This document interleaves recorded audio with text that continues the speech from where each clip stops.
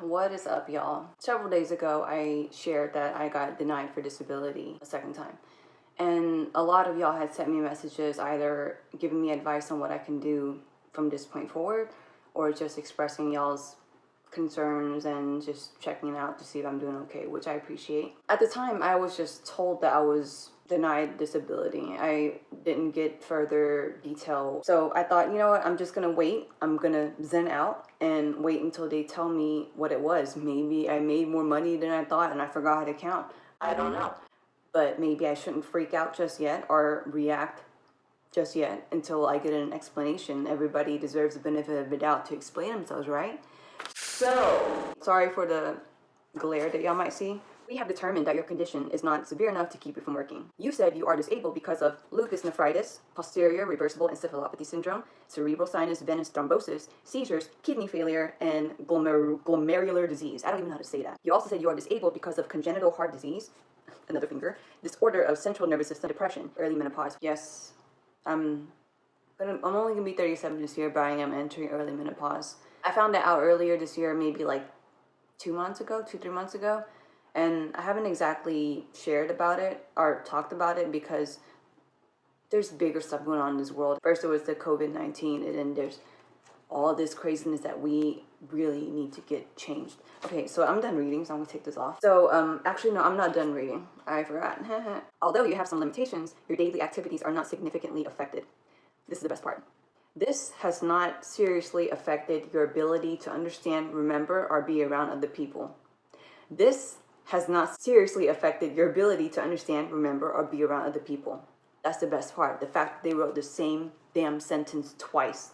It shows that they're not even thinking. And it's not even correct grammar. They didn't even put a comma after the word remember. So, like I said earlier, I told myself to just wait and get a freaking explanation before I overreact or react. So now that I have this dumbass explanation, I'm gonna react and talk about this other side of America that's broken as well. So just for shits and giggles, I'm gonna go down the list. So the first thing is obviously lupus nephritis, which is autoimmune disease. My body does not recognize my own body, so it attacks it, which will ultimately lead to kidney failure, and furthermore, where I don't want to go to yet, if I keep having flare-ups or if I let myself get overall too stressed out.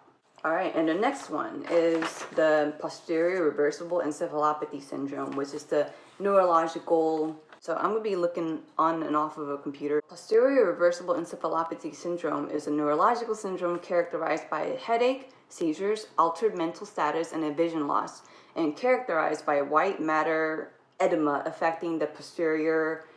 Basically, it explains what was happening to me earlier this year. Alright, so next one. Cerebral sinus venous thrombosis, aka a blood clot in the valve that drains the blood from the brain. So there's a blood clot that's blocking that right now. The symptoms of that includes headache, vision loss, and possible strokes, which yes, I have had a stroke before. But nope, I'm still not considered disabled under their rules. They're like, yeah, okay.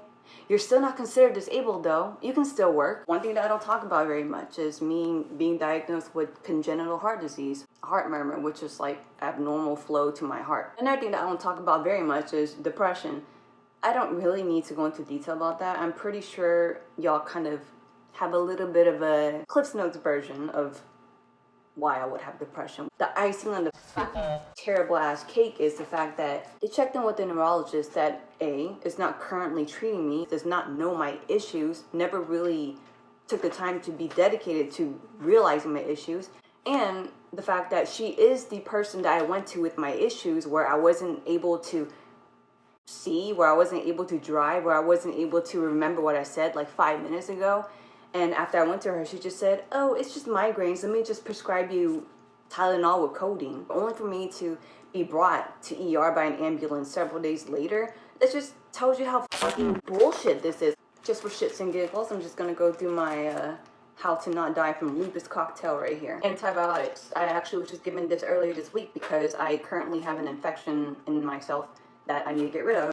Baby aspirin, folic acid, Xarelto, losartan, pantoprazole, Keppra, prednisone, steroids, and last but not least, mycophenolate, aka Cellcept. So yeah, all this proven, all my paperwork, all of my issues, no lies, no bullshit, but under their rules, I'm not considered a disabled person. I'm considered still being able to work like a normal person. And what's even worse is the fact that right now, all of my doctors tell me that I should not work because of COVID-19. I'm on pills that suppresses my immune system. So if I were to go out and be around somebody who has COVID-19 and I get it, I have nothing fighting my immune system, so therefore, y'all know where that story will tragically go. But yet, they still freaking tell me that I can work. Even more stupid. They say, okay, I can't even read this. My bad. Based on your description of the job you performed as a photographer, we have determined that you have the ability to perform this type of work as it is ordinarily performed in the national economy. The bullshit thing about that is my photographer job was from 2009 to 2013, and I was diagnosed in 2015.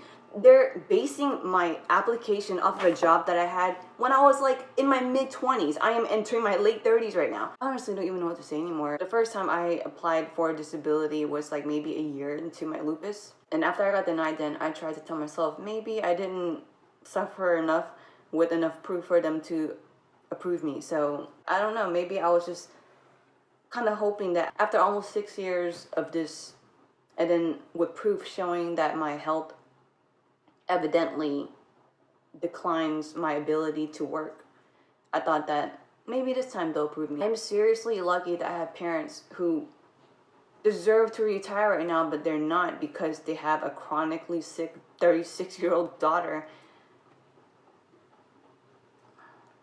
So I do plan to appeal it. I do plan to find an attorney and everything. But don't worry about me, y'all. I always tell myself there's always a way. The cup is always half full. As long as you're alive, there's always a way. The reason why I wanted to make this video was just to vocalize about it, hoping that whoever out there that may have unfortunately feel like, damn, I did everything in the book. I'm suffering enough and I'm showing proof and I feel alone in this.